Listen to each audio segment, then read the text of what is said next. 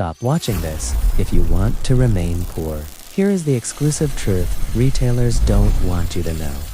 You don't buy things. You buy dopamine. Your brain is a dopamine addict, and online shopping is the perfect drug dealer. That impulse buy, it's just your brain looking for a quick fix. But what if I told you that you could hack that system? Today, I will teach you the Neuro-Budgeting Hack, a mental trick to get rich that feels like cheating.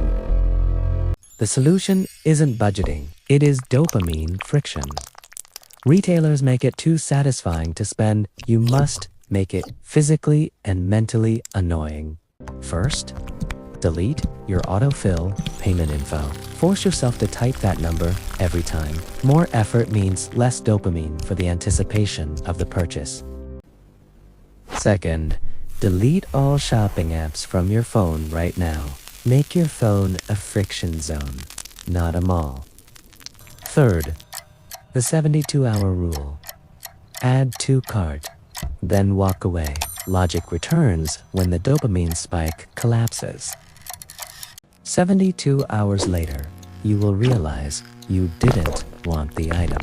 You just wanted the hit of dopamine. You just hacked your own desire.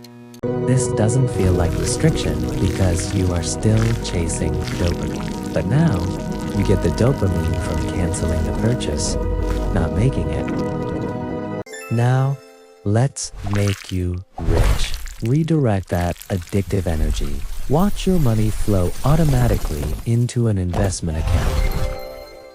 That smooth, satisfying flow of automation creates a different wealth-building dopamine hit. Your brain gets addicted to seeing the numbers go up. Instead of buying a short-term high, you are investing in long-term peace. One creates debt, the other creates freedom.